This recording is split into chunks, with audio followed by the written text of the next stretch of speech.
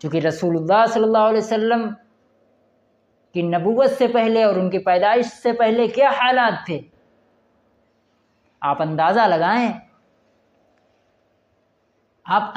لگائیں کہ لوگ اپنی خود کی بچی کو زمین میں زندہ دفن کر دیتے تھے، وہ روتی تھی، وہ چلاتی تھی، وہ پریشان ہوتی تھی، لیکن دماغ کے اوپر اور دل کے اوپر کوئی اثر نہیں پڑتا تھا۔ بسم اللہ الرحمن الرحیم، وما ارسلناک الا رحمۃ للعالمین، صدق اللہ العظیم۔ جناب رسول اللہ صلی اللہ علیہ وسلم ربیع الاول کے مہینے میں دنیا کے اندر تشریف لائے تھے۔ آپ جانتے ہیں کہ ربیع الاول کے مہینے میں اللہ تعالیٰ نے جناب رسول اللہ صلی اللہ علیہ وسلم کو اپنے پاس بلایا تھا اور آپ کی وفات ہوئی تھی۔ یعنی ربیع الاول کے مہینے میں جناب رسول اللہ صلی اللہ علیہ وسلم دنیا کے اندر آئے بھی اور دنیا سے رخصت بھی ہوئے۔ رسول اللہ صلی اللہ علیہ وسلم کے آنے سے پہلے دنیا کے حالات کیا تھے؟ دنیا کے حالات اچھے نہیں تھے۔ دنیا اپنی برائیوں کے معاملے میں، اپنی خباثت کے معاملے میں، اپنے گھٹیا پن کے معاملے میں خباثت کے عروج کے اوپر تھی، اور پوری دنیا کے اندر ظلم تھا۔ نہ روم کی حالت اچھی تھی، نہ ایران کی حالت اچھی تھی، نہ دنیا کے دوسرے ملکوں کی حالت اچھی تھی۔ ہر جگہ ظلم ہو رہا تھا، ہر جگہ زیادتی ہو رہی تھی، ہر جگہ غریبوں کو ستایا جاتا تھا، یتیموں کو رلایا جاتا تھا، کمزوروں کے اوپر ظلم ہوتا تھا، اور لوگ ایک دوسرے کے اوپر ظلم کر رہے تھے۔ پوری دنیا کی حالت عجیب و غریب تھی، اور برے حالات سے اہل عرب بھی گزر رہے تھے۔ اہل عرب برے کام بھی کر رہے تھے، اور برائیوں کا شوق غالب تھا۔ شراب کے بغیر ان کے مسئلے حل نہیں ہوتے تھے، اور لڑائی جھگڑے کے بغیر ان کو مزہ نہیں آتا تھا، اور بری زندگی گزار رہے تھے، اور گھٹیا زندگی گزارنے میں ہی ان کو مزہ آتا تھا، اور اللہ کے بتائے ہوئے اصول اور ضابطوں سے کوئی مطلب ہی نہیں تھا۔ اپنی زندگی میں مست تھے، برائیاں کرتے تھے، برائیوں والی زندگی گزارتے تھے، اور اس طریقے سے زندگی گزار رہے تھے جو طریقہ اللہ تعالیٰ کو پسند نہیں تھا۔ اور پھر جناب رسول اللہ صلی اللہ علیہ وسلم کو اللہ تعالیٰ نے پیدا فرمایا۔ جب جناب رسول اللہ صلی اللہ علیہ وسلم کو اللہ تعالیٰ نے پیدا فرمایا، اس کے بعد حالات بدلنا شروع ہوئے تھوڑے سے، کیونکہ اللہ کا کرم شروع ہو گیا تھا۔ اللہ کا فضل، اللہ کا کرم اترنا شروع ہو گیا تھا۔ لیکن جب جناب رسول اللہ صلی اللہ علیہ وسلم کو اللہ تعالیٰ نے باقاعدہ طور پر نبی بنا دیا، اور ان سے کہہ دیا کہ اب جاؤ وَأَنذِرْ عَشِيرَتَكَ الْأَقْرَبِينَ، کہ آگاہ کرو جا کے، اور لوگوں کو سمجھاؤ جا کے۔ تو رسول اللہ صلی اللہ علیہ وسلم نے اس زمانے میں، یعنی اس زمانے میں جو سب سے بہتر طریقہ تھا، یہ بات ہم سب اپنے دل و دماغ کے اندر بٹھائیں کہ رسول اللہ صلی اللہ علیہ وسلم نے اس زمانے میں جو سب سے بہتر طریقہ تھا بات کو پہنچانے کا اور بات کو عام کرنے کا، وہی طریقہ اختیار کیا، کیونکہ رسول اللہ صلی اللہ علیہ وسلم کو سب جانتے ہی تھے، اور رسول اللہ صلی اللہ علیہ وسلم کو سب مانتے ہی تھے، اور الصادق الامین کہہ کر لوگ جناب رسول اللہ صلی اللہ علیہ وسلم کو بلاتے تھے، اور ہر ایک محبت کی نگاہ سے رسول اللہ صلی اللہ علیہ وسلم کو دیکھتا تھا۔ آپ جانتے ہیں اس واقعے کو کہ جب مسئلہ پھنسا کعبے کے اوپر، کعبے میں پتھر لگانے کا، تو لوگ تو جنگ کرنے کے لیے تیار تھے کہ ہم لگائیں گے، وہ کہتے تھے ہم لگائیں گے، وہ کہتے تھے ہم لگائیں گے. تو یہ طے ہوا کہ جو فلاں ٹائم سب سے پہلے آئیں گے وہی لگائیں گے. اور اس ٹائم جناب رسول اللہ صلی اللہ علیہ وسلم اللہ کے کرم سے پہنچے تو لوگ خوش ہو گئے کہ ہاں ہم راضی ہیں، ان کے فیصلے سے ہم راضی ہیں. پھر رسول اللہ صلی اللہ علیہ وسلم نے محبت کے ذریعے اس مسئلے کو حل کیا اور وہ کام کیا. تو رسول اللہ صلی اللہ علیہ وسلم کے زمانے میں جب کوئی لشکر، کوئی قبیلہ کسی قبیلے کے اوپر حملہ کرنے والا ہوتا تھا اور کسی کو معلوم ہو جاتا تھا کہ فلاں قبیلہ یا فلاں لوگ فلاں جگہ اور فلاں کے اوپر حملہ کرنے والے ہیں، تو جس کو معلوم ہوتا تھا وہ پہاڑ کے اوپر چڑھ جاتا تھا اور پہاڑ کے اوپر کپڑے اتار کر اعلان کرتا تھا کہ لوگوں ہوشیار ہو جاؤ، لوگوں ہوشیار ہو جاؤ. تو رسول اللہ صلی اللہ علیہ وسلم نے وہی طریقہ اختیار کیا کہ رسول اللہ صلی اللہ علیہ وسلم کو لوگوں کو ہوشیار کرنا تھا، ہوشیار کرنا تھا اللہ کے عذاب کی وجہ سے، کہ اللہ کا عذاب نہ آ جائے، اللہ کا برا فیصلہ ان کے اوپر نہ ہو جائے اور یہ سب جہنم میں نہ چلے جائیں. اس لیے رسول اللہ صلی اللہ علیہ وسلم کو ہوشیار کرنا تھا. تو جب لوگوں نے دیکھا کہ رسول اللہ صلی اللہ علیہ وسلم بتا رہے ہیں اور بلا رہے ہیں اور بات کہہ رہے ہیں تو لوگ دوڑتے ہوئے چلے آئے. اور جو نہ آ سکا کہ وہ اس نے کسی دوسرے کو بھیج دیا کہ جاؤ مسئلہ معلوم کرو جا کے کہ بات کیا ہے. تو رسول اللہ صلی اللہ علیہ وسلم نے پہلے ہی سے لوگوں کے دل کو جیت لیا تھا کہ وہ سچے ہیں، امانت دار ہیں. اب جب لوگ پہلے ہی سے جانتے تھے کہ وہ سچے ہیں، امانت دار ہیں، اچھے ہیں، نیک ہیں، پیارے ہیں، جھوٹ نہیں بولتے، تو جو یہ بات کہہ رہے ہیں وہ سچ ہی کہہ رہے ہوں گے. لوگوں کے دل کو رسول اللہ صلی اللہ علیہ وسلم نے جیت لیا تھا. لیکن کیا ہوا؟ رسول اللہ صلی اللہ علیہ وسلم نے کہا کہ لوگوں لا الہ الا اللہ پڑھ لو، کامیاب ہو جاؤ گے. یعنی رسول اللہ صلی اللہ علیہ وسلم کے کہنے کا مطلب یہ تھا کہ جو بری زندگی تم گزار رہے ہو، اگر اس طریقے سے گزارتے رہو گے تو تم بہت بری طریقے سے برباد ہو جاؤ گے. اس لیے ہم تم کو بچانے کے لیے ہم تم کو یہ بات بتا رہے ہیں. لیکن لوگ بھی عجیب و غریب تھے.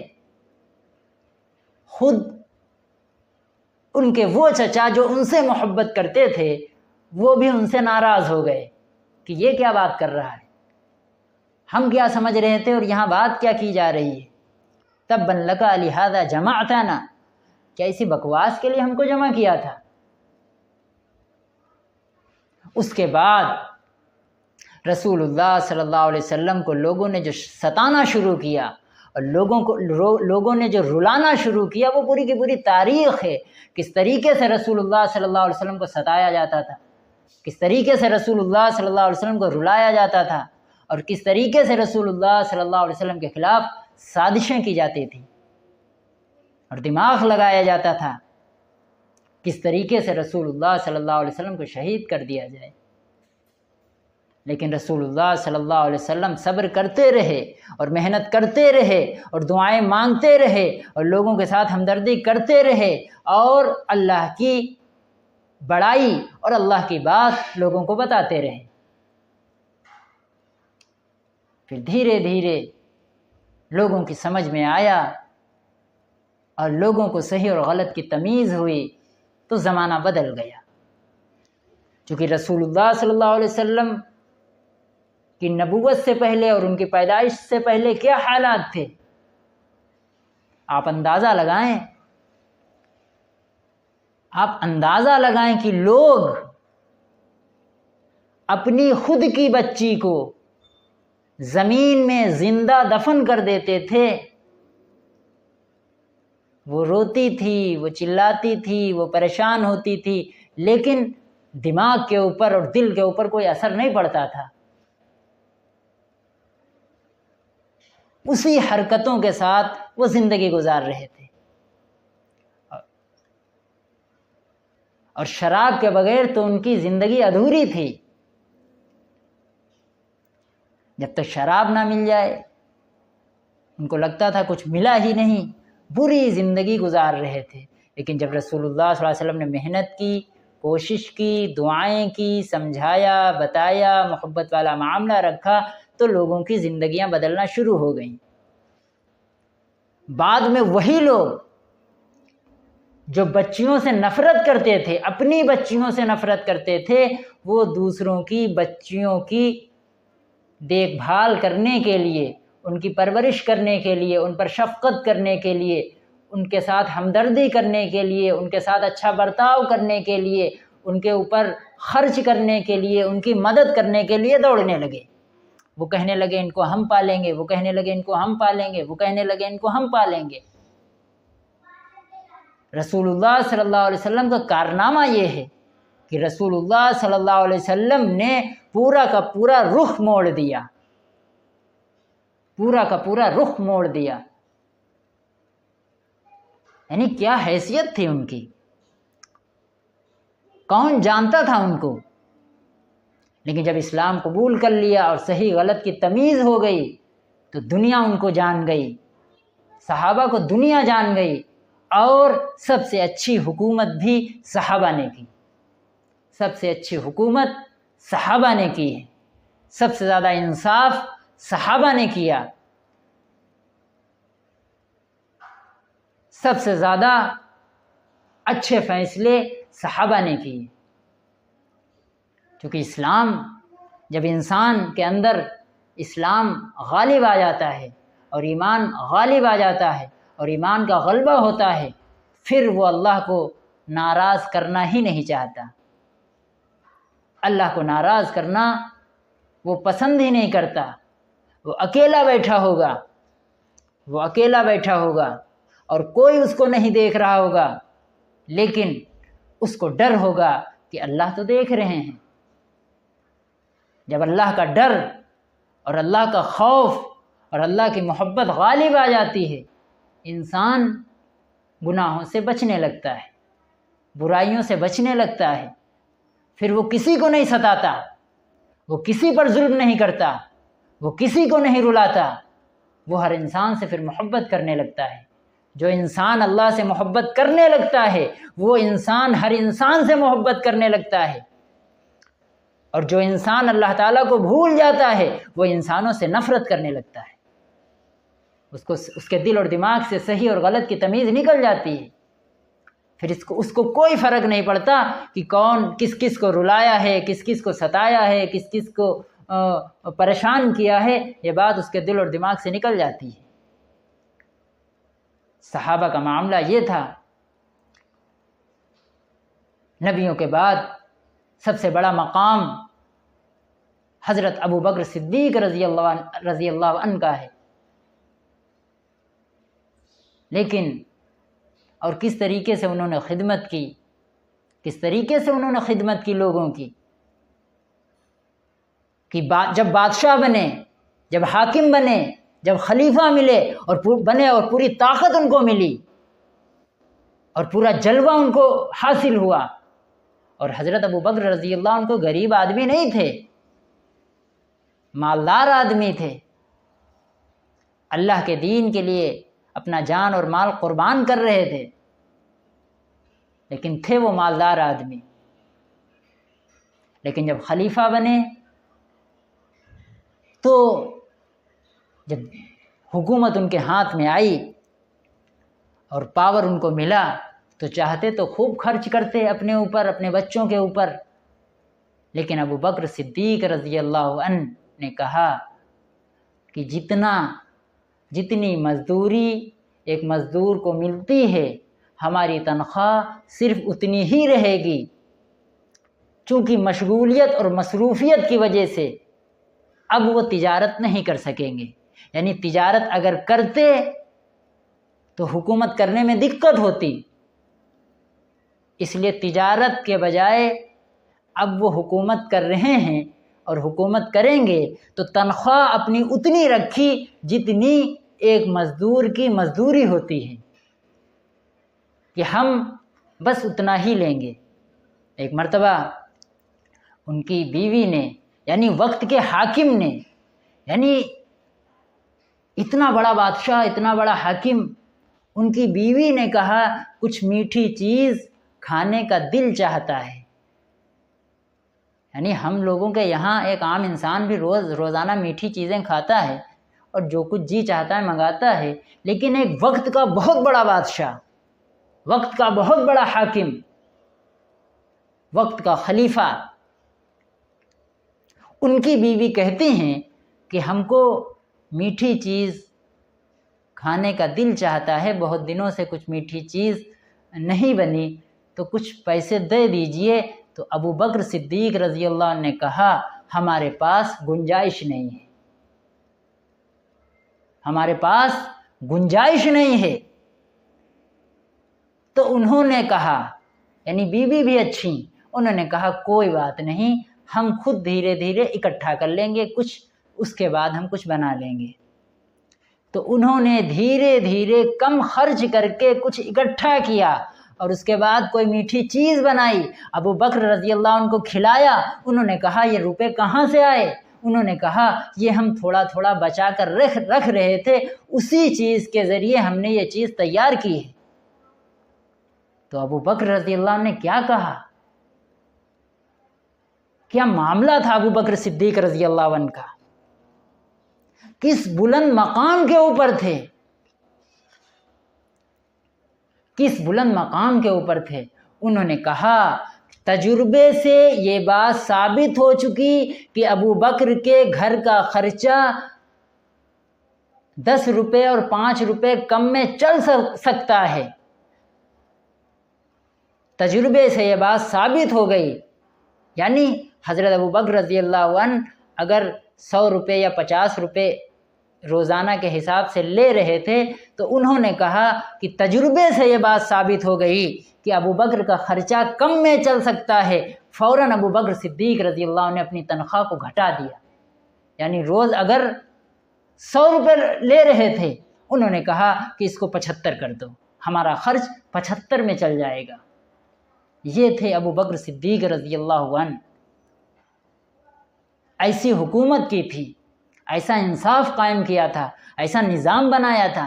بدنام کرنے والے بدنام کرتے رہیں، اسلام کو بدنام کرنے والے خبیث لوگ اسلام کو بدنام کرتے رہیں، خدمت تو اسلام نے پوری انسانیت کی ہے۔ اسلام نے ہر انسان کا بھلا سوچا ہے۔ اسلام یہ نہیں چاہتا اور نہیں کہتا کہ کوئی انسان کسی انسان کے اوپر ظلم کرے۔ کسی انسان کو اس بات کی اجازت نہیں ہے کہ کوئی بھی انسان کسی انسان کے اوپر ظلم کرے۔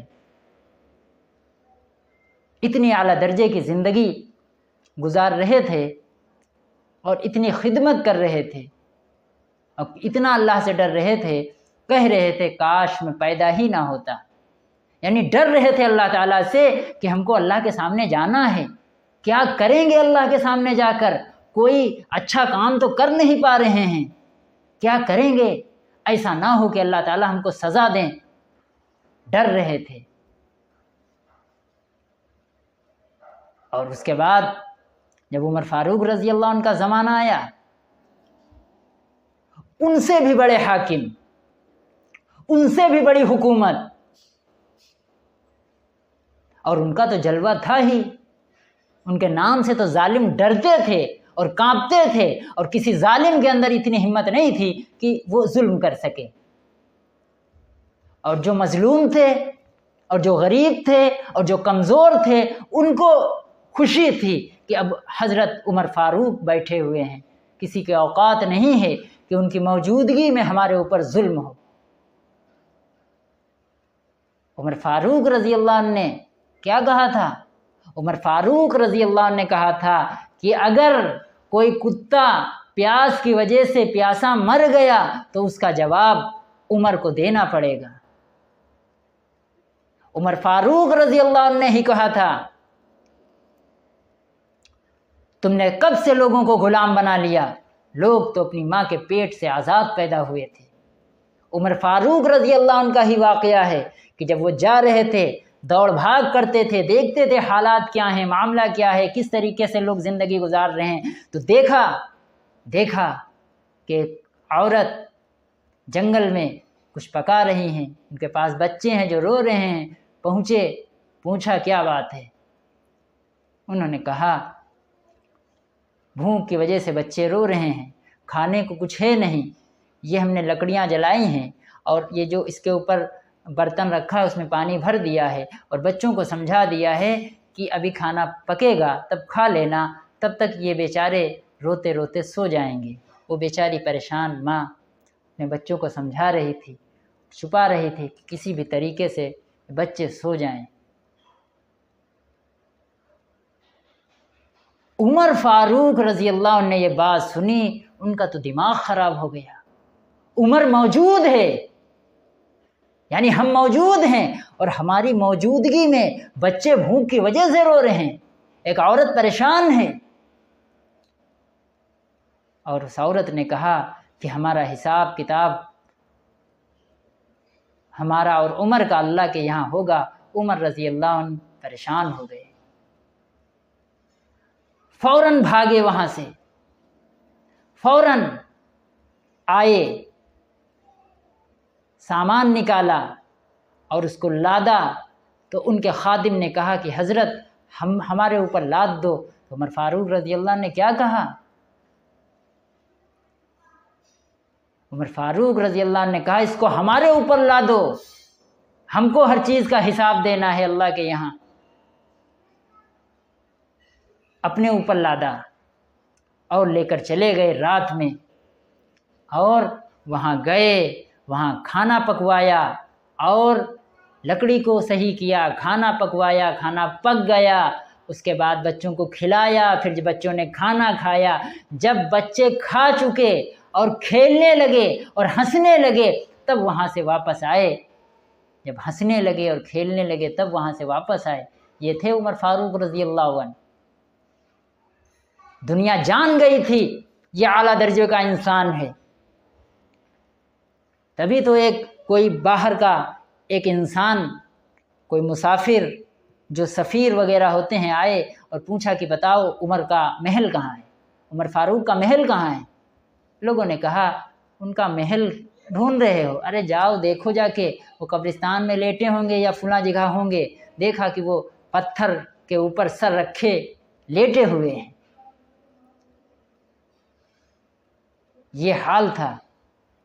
تبھی جب عمر فاروق رضی اللہ عنہ، یعنی ایسا انسان جس کا نام دنیا کے اندر چل رہا، جس کی حکومت دنیا کے اندر، جن کے نام سے بڑے بڑے ظالم ڈرتے تھے، دبتے تھے اور کانپتے تھے، اور زندگی اتنی سادہ، بچیاں پکڑ لیتی تھیں عمر فاروق رضی اللہ عنہ کو کہ چلو بازار ہم کو سامان دلاؤ چل کے۔ یعنی ایک طرف بڑے بڑے بادشاہ کا دماغ خراب ہے اور ایک طرف چھوٹی چھوٹی بچیاں بھی عمر فاروق رضی اللہ عنہ کا ہاتھ پکڑ کے اپنا کام کروا رہی ہیں۔ یہ تھے عمر فاروق رضی اللہ عنہ۔